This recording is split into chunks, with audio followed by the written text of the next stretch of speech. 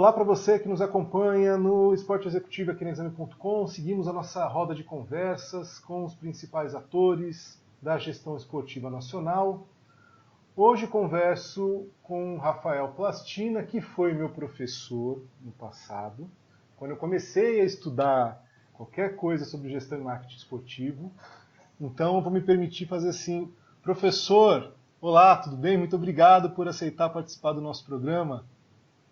Olá, Vinícius, o prazer é todo meu. Fico lisonjeado com carinho e com a lembrança. Espero que tenha boas lembranças da nossa época de sala de aula. Prazer enorme estar aqui com você e nessa casa tão querida que é a Exame. Ótimo, vamos lá. Alguns dias atrás, algumas semanas atrás para vocês, o Rafael, o Plastina, como a gente conhece, publicou um artigo na Exame. A gente vai conversar sobre ele. Plastina, antes de qualquer coisa, você tem uma agência. O que a sua agência faz? E a gente emenda para a nossa conversa. Me conte. Vamos lá. A Sport Track é uma empresa, na verdade, de inteligência e consultoria. Ela tinha um produto proprietário, que era uma pesquisa anual que era feita ao longo dos anos, vinda de uma história anterior, que eu passei durante 8 anos como executivo da Informídia, e nós fundamos a Sport Track para juntar a inteligência de mídia, audiência, que era a parceira do Ibope na época, exposição de marca, e toda a parte de pesquisa das relações entre marcas, consumidores e esportes. Ao longo dos anos, eu passei pela Nielsen, a Sport Track, o seu conteúdo foi adquirido pela Nielsen, e eu hoje tenho essa parte de inteligência mais focada em consultoria, em gestão e marketing, sem efetivamente produzir conteúdo para vender. A gente usa o conteúdo para os nossos clientes. Ótimo. Então, a gente consegue entender que estamos falando com a pessoa certa para absorver e compreender tudo que tem acontecido nessas mudanças todas no cenário de gestão esportiva nacional. Vou começar do elementar. Existe uma discussão muito forte, muito ampla em relação à MP 984, Plastina, e eu vivo dizendo para as pessoas que, para mim, o assunto ele é muito importante para ser debatido, é importantíssimo que ele tenha vindo para debate. Eu só acho que ele veio de uma forma errada, ele só veio, faltou ali um debate anterior. Por quê? Porque nós estamos vivendo uma era em que é preciso prestar atenção fundamentalmente nos interesses, nos desejos do consumidor também, né? Então você, como um especialista nessa história, para os consumidores, o que você tem achado dessa sugestão da MP 984 do jeito que ela está desenhada hoje? Bom, perfeita posição, perfeita colocação. A necessidade de provocação ela era iminente, talvez não dessa forma como foi feita, mas o que você traz é verdade. A gente precisa debater o tema com os players que já estão aí e também sentando na cadeira de outros players dessa cadeia produtiva que as pessoas andam meio esquecidas. Uma delas é o consumidor, como você bem lembra, e outra delas que precisa ser conversada também é do patrocinador. Não só os patrocinadores anunciantes tradicionais de mídia, mas os patrocinadores do esporte, dos clubes e das competições. Bom, focando no consumidor, por que eu acho que ele é esquecido? Vou falar de forma, inclusive, contundente, porque ele é quem paga a conta. Ele é quem paga a conta do veículo de mídia, ele é quem paga a conta do campeonato, ele é quem paga a conta dos clubes. Porque, afinal, é tudo sobre audiência. O veículo de mídia ele precisa de audiência para poder precificar o seu anúncio e vender esse anúncio. O anunciante precisa dessa audiência para vender o seu produto para poder pagar o anúncio. E acontece a mesma coisa no esporte. Quanto maior é a torcida, maior é o potencial de patrocínio. Tanto é que os direitos de imagem vão maiores para os clubes maiores, né? E os patrocínios também. Então, esse consumidor, no final, ele precisa ser lembrado. Por que ele precisa ser lembrado, além de tudo isso? Porque o conteúdo precisa chegar para ele, Vini. Esse é o grande ponto. Né? E ele tem que chegar para ele no máximo de plataformas possíveis. Né? E não pode ser uma briga entre um lado e outro. Não é azul, vermelho, não é A ou B, não é C ou D. São várias variáveis que a gente precisa trazer na mesa. E esse debate precisa chegar no consumidor final também. Não pode ser só um lado que fala, não pode ser só a televisão, não pode ser só o clube, não pode ser só a plataforma social. Então, esse debate que você propõe é muito rico e oxalá que você consiga ir bem fundo, conversando com outros players também dessa indústria. Porque o que me parece, Plastina, é assim, que a gente também não pode imaginar que um dos players não, né, mas um dos protagonistas aí, que é o torcedor, é o fã, é o consumidor, porque você às vezes não é torcedor de um clube, não é fã de um clube, mas você consome o clube de alguma forma. Que ele seja completamente ignorado, seus hábitos, seus costumes. Né? Em contrapartida, você também não pode querer moldar um novo costume a forceps. Né? E aí tem uma nova realidade que envolve o streaming, que envolve... O pessoal falava de 2 telas, já são 3. Né? Eu vejo minhas filhas, já é uma velocidade outra. Né? E o esporte, agora isso para mim eu quero ouvir de você. Me parece que às vezes a gente quer colocar a culpa só na Globo. Né? Uhum. A Globo tem o seu histórico de participação, mas os clubes ficaram atrasados durante muito tempo, né? O mercado em si. E aí parece que de uma vez só quer recuperar décadas. Não é assim, né, Plastina? Exatamente. E eu acho que essa proposta nossa de conversa, ela já é válida desde o início, pelo seguinte: nós estamos falando de soluções, caminhos, dados e planejamento. Culpa e responsabilidade é algo que ficou para trás. Nós não temos mais como discutir o que ficou para trás. O que é que eu quero dizer? E você colocou muito bem a questão segmentação de públicos. Vamos lá. Por que a TV aberta é importante? Porque a TV aberta ela penetra em 95%, 97% da população brasileira. Nós estamos falando de mais de 200 milhões de habitantes. Uhum. O que nós temos de alternativa à TV aberta? TV por assinatura. Penetra em 50 milhões de brasileiros. Pouco mais de 25%. Opa, temos um problema. Estamos tirando 75% da mesa. Ah, não, quem salva a gente agora é a internet. Eu não preciso gerir melhor meu clube, eu não preciso gerir melhor minhas finanças, eu não preciso ter profissionais bons. Basta colocar na internet que está tudo maravilhoso. Não, não é verdade. A internet, ela é muito boa, ela é o futuro, ela tem canais infinitos, ela não é canal linear, tá? Ela chega a 150 milhões de brasileiros, mas que esses 150 milhões de brasileiros não necessariamente têm acesso à internet todo dia, o dia todo. Sim. Não necessariamente têm acesso à internet todo dia, o dia todo, via banda larga. Nem, não necessariamente também todo dia, o dia todo, via banda larga ilimitado. Às vezes tem limite de pacote. Tem muito lugar no Brasil ainda, China, que acessa a internet via satélite. Ainda tem isso. Exato. Exato. E aí tem um outro ponto que eu trago na mesa para colocar uma pimenta baiana aí na nossa conversa, que é o seguinte: nós temos que focar na construção das competições, dos campeonatos. Não só no interesse individual de cada clube. E veja, eu não estou entrando nem no mérito de como é a negociação ainda. Estou entrando no mérito do que é importante. Por que eu falo isso? E aí não estou defendendo a TV aberta, mas a TV aberta tem um papel de construção da competição, de construção de uma narrativa que vai em toda a sua grade, não necessariamente só na transmissão do jogo. Então tem a reportagem jornalística, a reportagem esportiva, investigativa, bastidores, etc, etc. O clube pode produzir esse conteúdo, não só pode, como deve, mas onde ele distribui só na internet não é suficiente ainda num país com essas características como o Brasil. Por isso que a gente construiu aquele artigo, justamente para mostrar, sem tomar nenhum tipo de partido, o que é nosso mercado, qual é o nosso alcance, que tipo de frequência de conteúdo e que tipo de volume a gente consegue. Até porque tem a monetização do curto prazo e você tem que pensar na perenidade do negócio. Né? Então, se a gente transmite só no YouTube hoje, a gente vai arrecadar centenas de milhares de reais. Isso é interessante, está no ápice e tal, isolamento.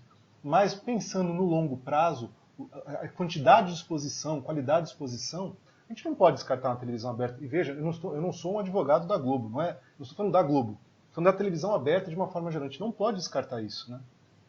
Você toca num ponto importante aí. Olha como é o nosso mindset histórico. Toda vez que a gente pensa em TV aberta, a gente remete à Globo. Por quê? Resposta pragmática, porque foi o grande parceiro dos últimos anos do futebol brasileiro. Mas não é só a Globo que é TV aberta, nós temos outros canais.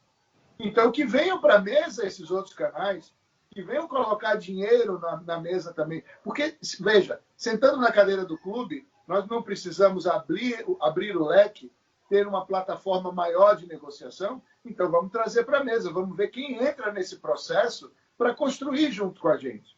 Então, como você falou, não é uma defesa da Globo, é uma defesa da plataforma linear TV aberta pelas características do Brasil. Nós não fomos bem-sucedidos em termos de penetração com a TV por assinatura e a internet não está pronta. Você falou muito bem no início.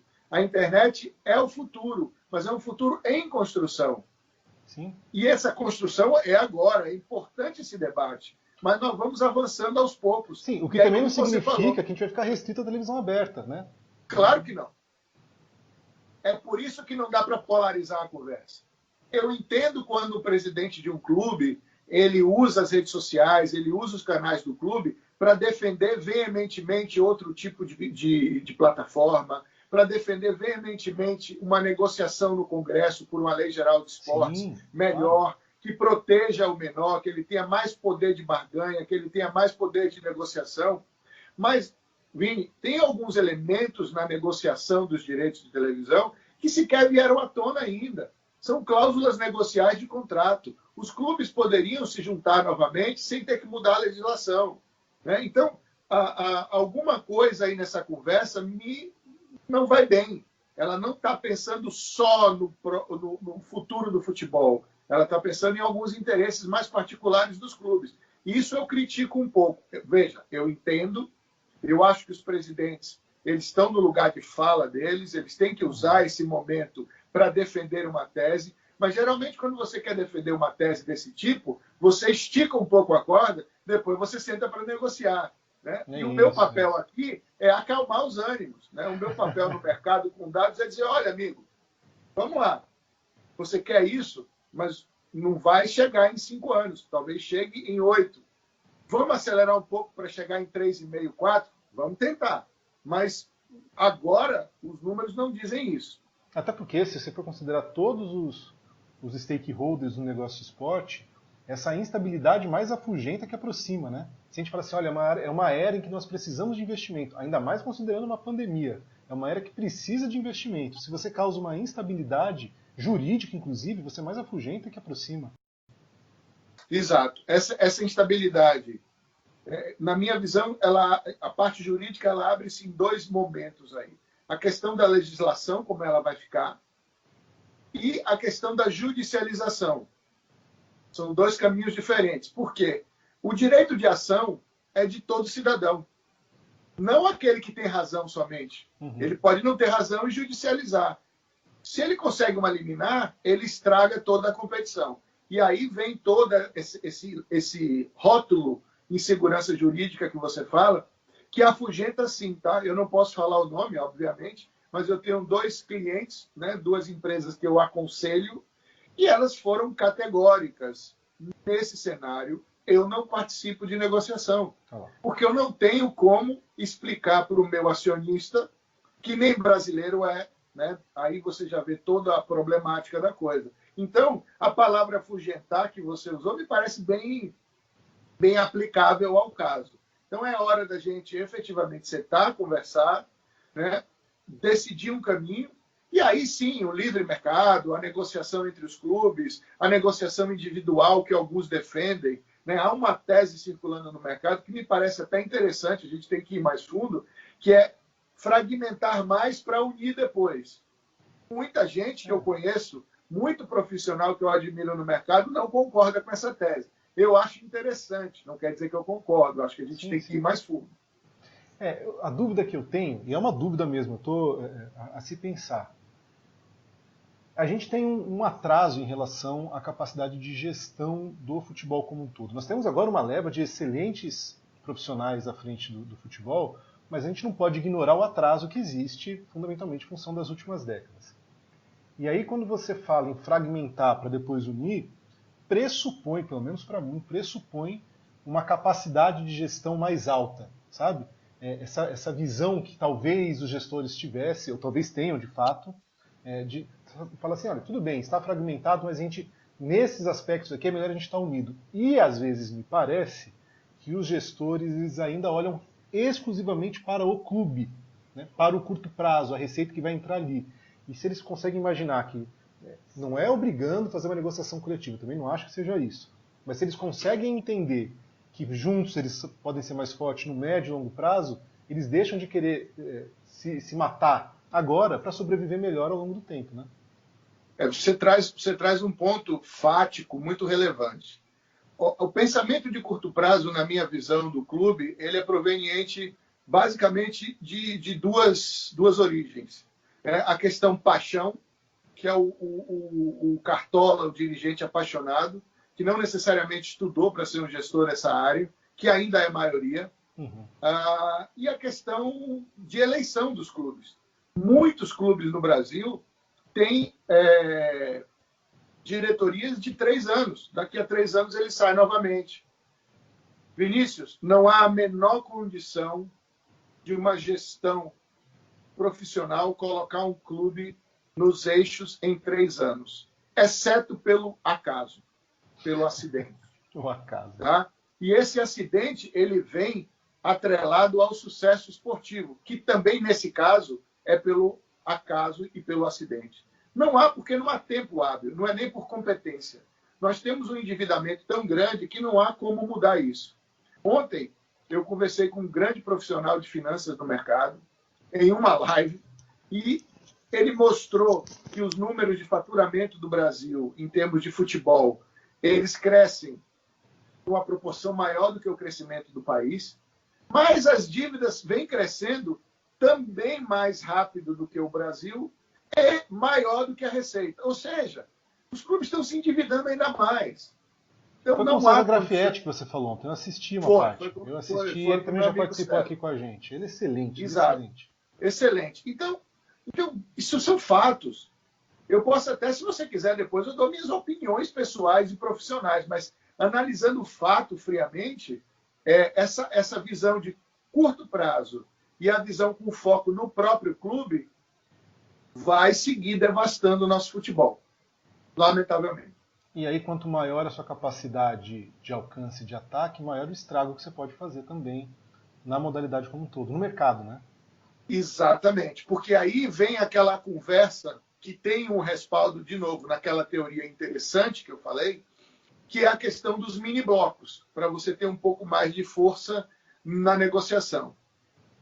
Faz sentido? Faz, porque se você pode negociar o seu jogo em casa e você tem 4, 5, 6 clubes juntos, é só multiplicar a quantidade de jogos que você tem no portfólio. Mas aí eu faço uma pergunta. Quem quer comprar? Quem quer comprar um campeonato brasileiro para ter X jogos e ele não ter como fazer alguma coisa em relação ao jogo do título? Ao jogo do rebaixamento de um clube que faz parte do portfólio dele. É só jornalístico? E se for streaming? Onde é que está o jornalístico do streaming? Dentro de uma plataforma? Dentro da plataforma do clube? Então, de novo, eu acho que os presidentes, eles estão no lugar de fala deles, né? Eles têm que provocar o debate, mas chega um momento que ele não pode ultrapassar a informação coerente, a informação correta para o torcedor dele. Porque você sabe muito bem, Vini, que o mundo virtual hoje, todo mundo é uma mídia. Sim. Então, os torcedores hoje comentam sobre a relação dos clubes com a televisão, parece que são PhDs. Né? Porque a informação ela flui muito bem. A gente tem milhões, então, tem milhões de presidentes de futebol, a gente tem milhões de médicos, a gente tem milhões de advogados, a gente tem milhões de tudo no Brasil. Exatamente, milhões de padres religiosos, exato. Pastores, etc. Então, não dá. É por isso que a gente está voltando a produzir alguns dados com muita sobriedade, com muita calma, sem uma definição, tentando pegar uma chapa branca no bom sentido. Mas espera aí, o torcedor? Mas e os patrocinadores? Que eu perguntei também ao Grafietti. Mas espera aí, Grafietti. Se direitos de televisão são as maiores receitas dos clubes, qual é a segunda? Patrocínios e marketing, né? Porque venda de jogador oscila muito. Ok, mas quem está olhando para o patrocinador? E esses jogos que não foram transmitidos na TV Globo agora? E as reportagens que não foram ao ar na TV Globo? Mas foi a TV Globo que cancelou o contrato. Ok, mas isso é uma consequência e a causa de tudo isso. Então, vamos afugentar as plataformas de TV, como você sugeriu, nós vamos afugentar os patrocinadores também. Caramba, e no final, de onde vem o dinheiro?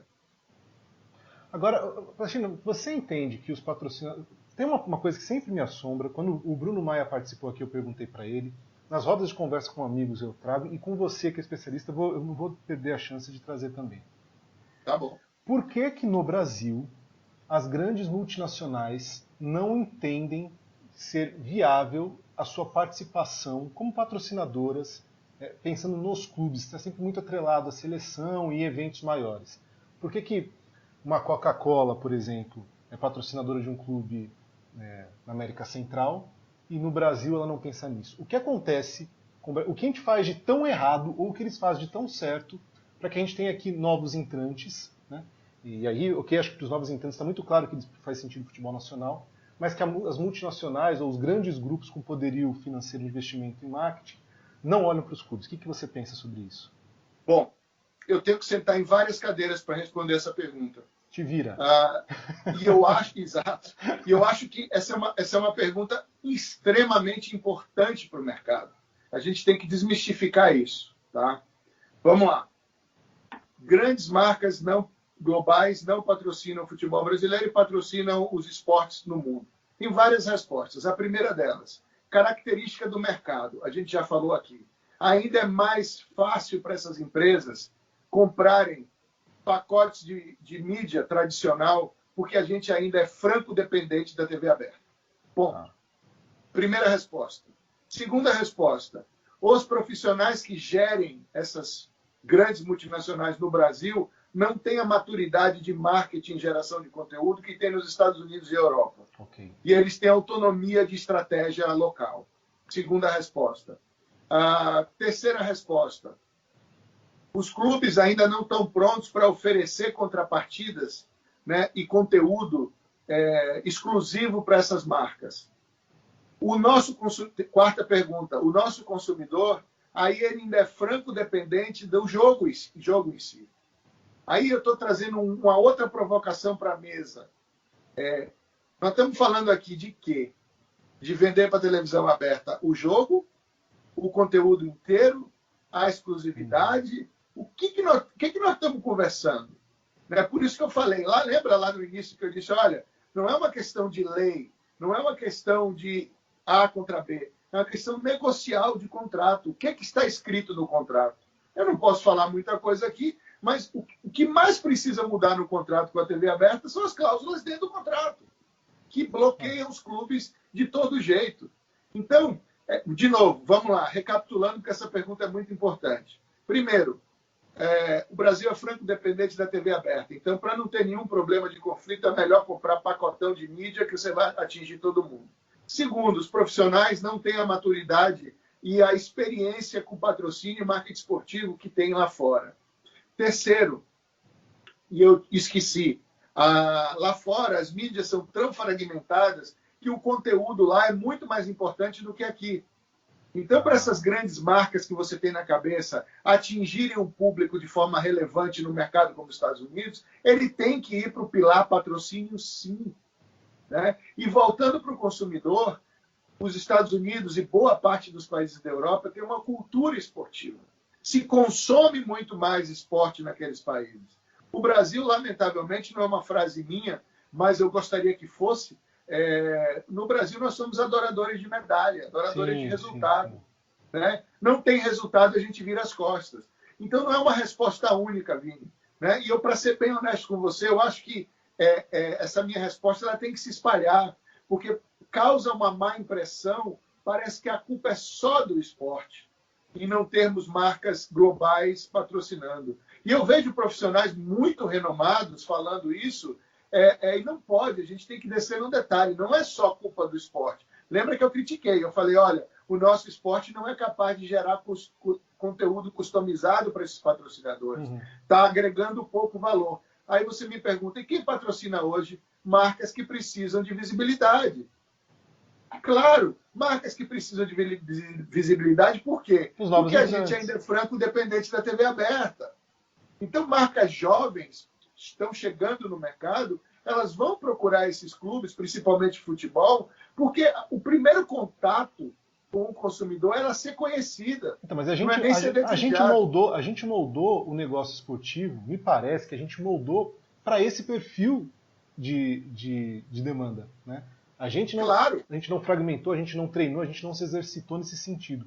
E me preocupa a aplicação da MP do jeito que está, porque, de novo, eu falei de afugentar. Quando a gente pensa nesse espectro maior, nessas possibilidades maiores, a gente não oferece uma situação, eu não estou falando de confortável, mas uma situação atrativa para que essas marcas então pensem, opa, agora sim, para mim é pelo contrário.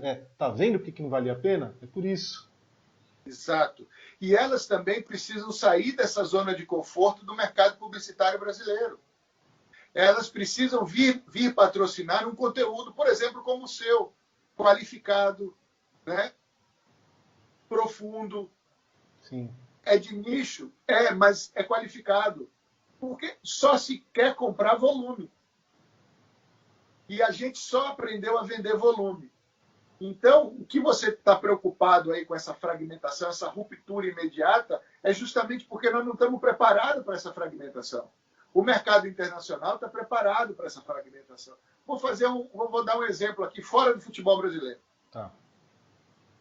Nas nossas pesquisas, a Champions League é a quarta competição mais desejada no Brasil. Você sabe por quê, Binho? Por quê, Plastina? Porque ficou 10 anos na TV Globo. Ah. E ficou 10 anos na TV Globo, não só passando as quartas-feiras, mas passando no noticiário, na grade, nas chamadas. Hoje a Turner já fez um baita vídeo chamando para a volta da Champions League, porque foi sorteio hoje de manhã. Quem constrói esse conteúdo, Vini, junto com os clubes, junto com as competições? É a mídia. Então, de novo, vou repetir para a gente ficar muito cansado desse tema. A construção ela é conjunta, não é uma ruptura.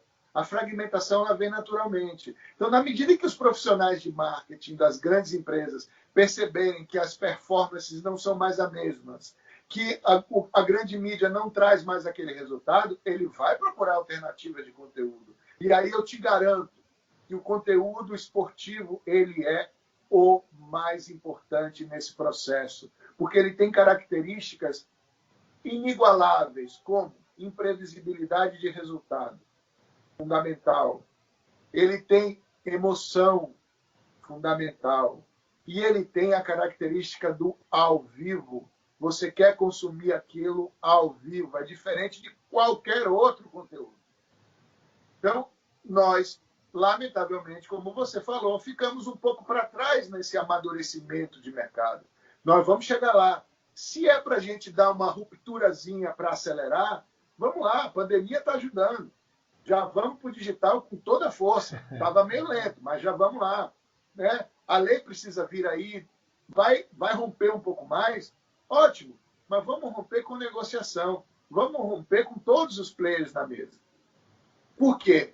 Para fechar, que eu falo demais. Mas fala coisa boa. Obrigado, querido. Qual é a ponta mais fraca dessa cadeia produtiva? É o nosso clube. Então, depende do clube, não? Eu tô aqui pensando que se você pegar, tem algum clube que ele vai conseguir se movimentar de uma forma, ele não é tão fraco, mas tem outros que eles estão completamente fragilizados nesse processo. Parece que a gente combinou aqui. Eu ia fechar com uma tese, tá? Aí sim é minha opinião, e aí seu ouvinte, seu telespectador, seu leitor, ele pode discordar de mim. Eu não acredito que a lei resolva. Eu não acredito que uma ruptura por uma pandemia resolva. Eu acredito que o que vai resolver é o exemplo. Explico. Flamengo vem dando exemplo. Atlético Paranaense vem dando exemplo. Outros clubes vêm dando exemplo. Eu vou parar de citar para não ser antiético, mas tem 5 ou 6 clubes aí andando numa linha bacana. Olhando as fontes de receita, a gente pode imaginar que o direito de televisão, como ele está hoje, chegou no teto. Como ele está hoje, pelo amor de Deus. Tá? Patrocínio está ali patinando.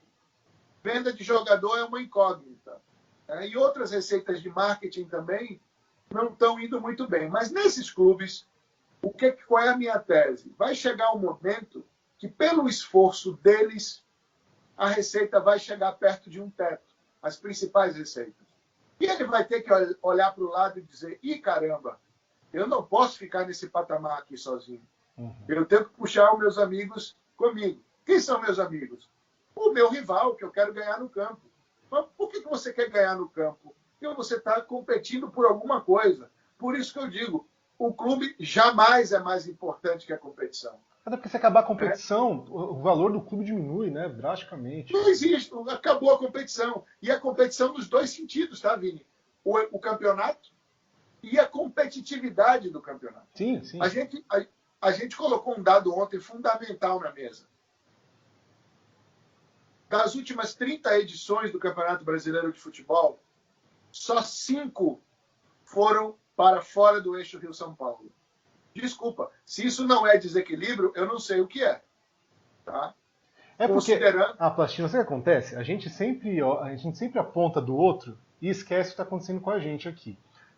A família da minha esposa é de Belém do Pará, então eu vou muito pro Pará. E de uns tempos para cá, aumenta essa conversa assim de mas a invasão dos clubes estrangeiros, a invasão dos clubes europeus, agora os nossos filhos, o quê? E amigos lá de Belém do Pará falam o seguinte: sim, mas aqui em Belém do Pará, há muito tempo que a gente tem que lutar para que a gente se mantenha forte. Remo e Paysandu, porque o resto já foi embora. Entendeu? Então, a gente só se preocupa quando bate na gente. Enquanto não bate na gente não olha o programa como um todo. Exatamente. Como eu sou torcedor do Bahia, e meu último título foi em 88, já bateu em mim faz tempo. Sim, exato. Então, graças a Deus, o meu clube hoje é bem gerido, tem uma turma fantástica lá, mas eu já estou incomodado, eu quero o título. Tá? A gente precisa ter a performance esportiva. Então, essa minha tese, Vini, do exemplo, ela pode ser mais filosófica, mais poética, talvez mais ingênua, né? Talvez seja a melhor palavra, mas é a que eu acredito. Na hora que um clube só ganhar tudo, ou 2 clubes, porque Rio-São Paulo já é fato, já está provado. Né? Mas na hora que, mesmo no Rio-São Paulo, nós tivermos só 1 ou 2 clubes, né, que é o seu exemplo, aí a água vai bater no bumbum de todo mundo, né? Aí alguém vai dizer: opa, peraí, vamos dar as mãos aqui. Agora temos um problema. Agora, exatamente. Agora eles vão saber o que é problema. Plastina, muito obrigado. Eu só posso agradecer. Assim, eu tive a honra de ser teu aluno lá atrás, continuo te acompanhando, porque algumas pessoas são necessárias. Eu vivo dizendo isso. Não é uma questão de concordar ou não. Eu não preciso concordar com todo mundo o tempo inteiro. Mas tem pessoas que são fundamentais para fazer a gente rever pensamentos, ideias, e você é uma dessas pessoas. Obrigado por aceitar o papo e obrigado por fazer parte do negócio como um todo. Vini, eu que agradeço. Vida longa ao seu programa, sua capacidade de análise, de síntese. Eu fico muito feliz de você ter compreendido o meu papel. O meu papel não é sentenciar. Sim. O meu papel é fazer esse movimento, essa provocação, essa visão 360, essas respostas sentando em cada uma das cadeiras da cadeia produtiva. Isso é muito importante. Porque, Plastina, a gente vive uma era em que todo mundo quer ter a palavra final, todo mundo quer decidir, todo mundo quer falar como é que é, definir, e às vezes a gente só precisa de fato levantar os questionamentos. Né? Parar de se imaginar sempre o senhor da razão. Eu mesmo faço esse exercício. Eu tenho feito algumas conversas aqui em que, ao longo das conversas, eu percebo que eu estava errado. Então, eu não sei se vai ao ar antes ou depois do que vai ao ar a conversa contigo. Eu conversei com a Aline Pellegrino, diretora do futebol feminino da Federação Paulista, e durante a conversa eu percebi que tinha um ponto que eu tinha muita certeza que eu estava completamente errado. E é isso que é importante, a gente não se fechar, a gente se permitir. Por isso que eu te agradeço.